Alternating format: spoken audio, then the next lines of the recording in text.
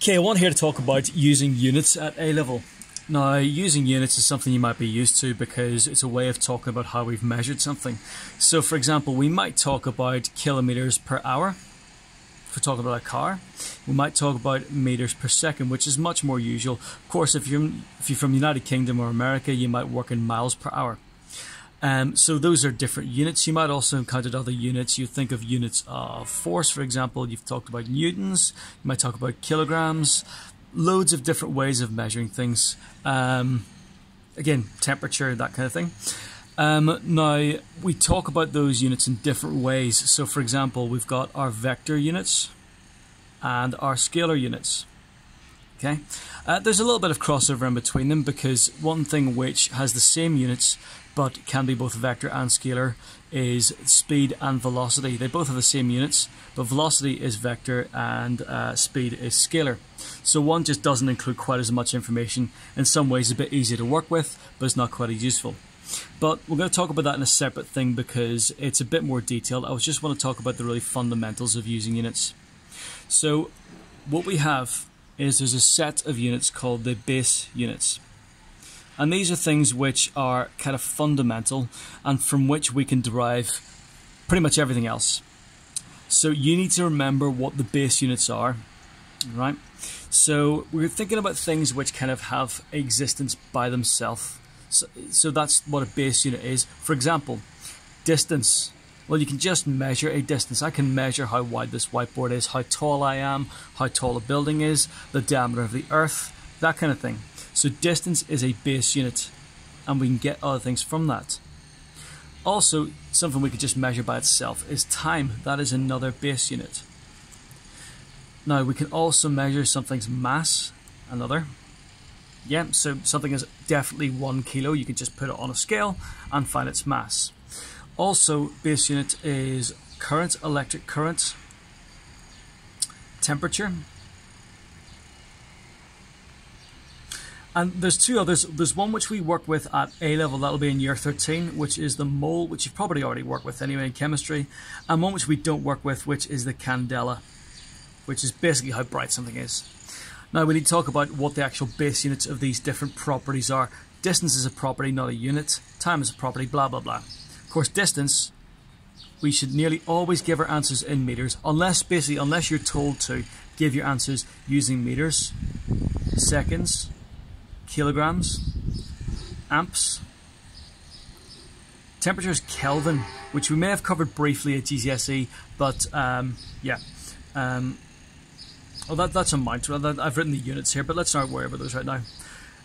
Temperature is Kelvin, which you may have done a bit of in GCSE, but maybe not. One thing which confuses people a little bit is you've got this kilo in front of kilograms.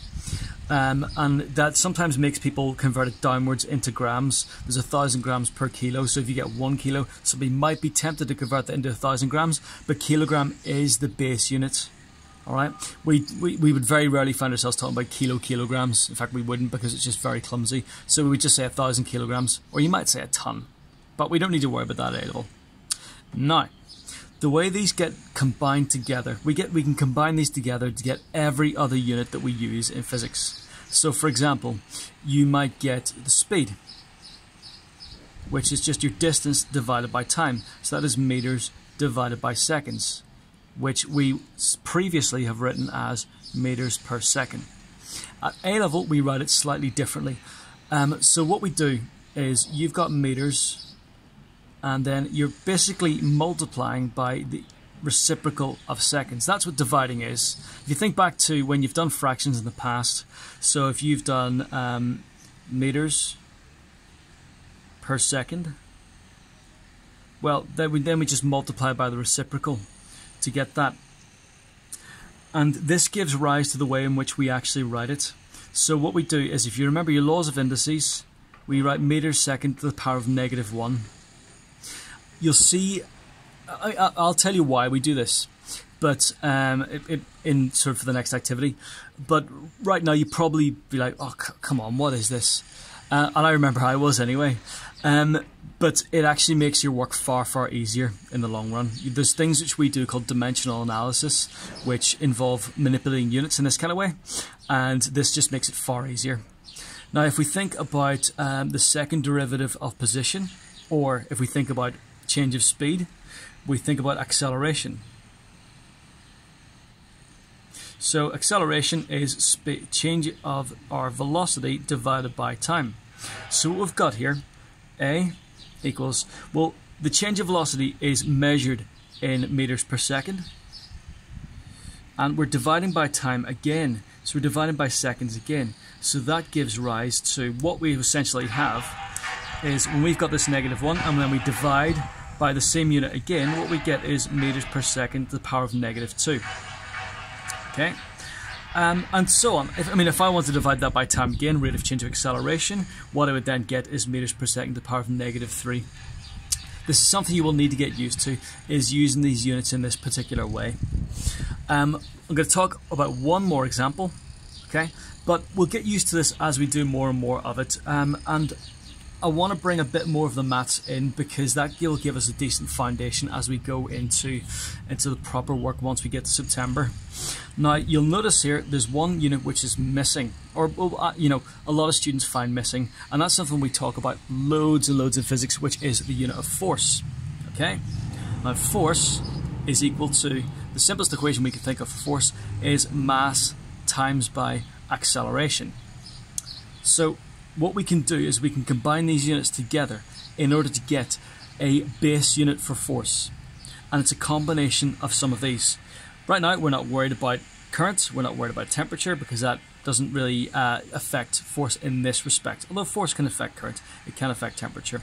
So let's think about this. Well, force is equal to mass. Well, that's fine. There's mass, which we write as, not as m, as kg.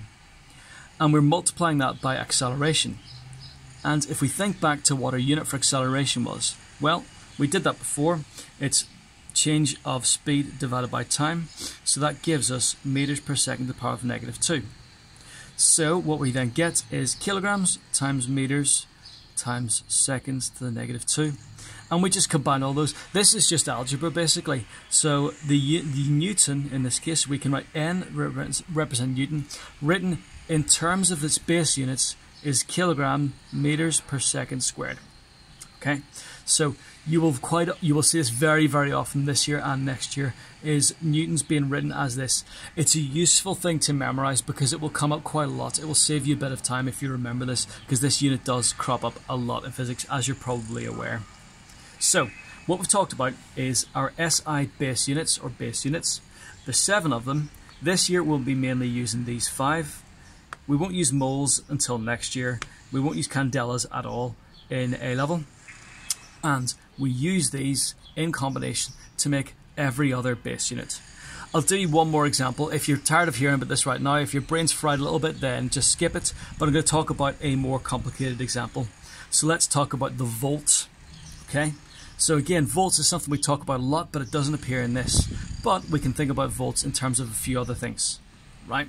So our simplest definition that we do for a volt is the amount of energy per unit of charge. Now, energy and charge don't appear here either, but we can get energy and we can get charge. Now, let's think about energy first of all.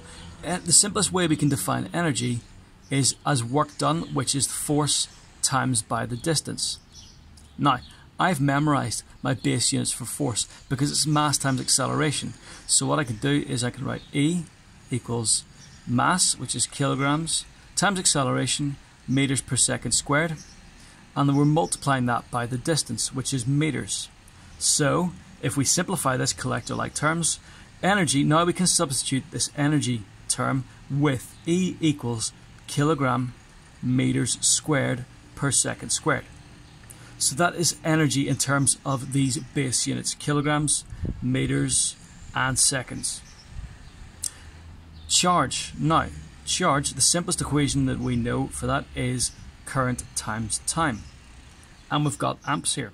So we're going to substitute Q for charge is amps times seconds, which just becomes amp seconds. Now what we can do is we've got energy and charge both written in terms of their base units. So what we're going to do excuse me, is going to substitute the base units into this formula. V equals, so energy kilogram meters squared per second squared divided by amp seconds. And then using this form of notation, using these negative powers, what we can do is I can rewrite this. Volts equals kilogram meters squared per second cubed, because we're dividing by seconds, so that gives a negative power for that, per amp. Thing to remember is because you're dividing by amps, it gets this negative one. And remember, think back to your laws of indices. Probably should have mentioned that at the beginning, but anything to the power of -1 is just 1 over that. It's the inverse or the reciprocal. Really important thing to remember, guys. Okay, so a bit of revision on laws of indices will be very, very useful to you. Okay, so that is stuff on, we're dipping our toes into using units. There's a lot more to it, and it does get more interesting, I promise you.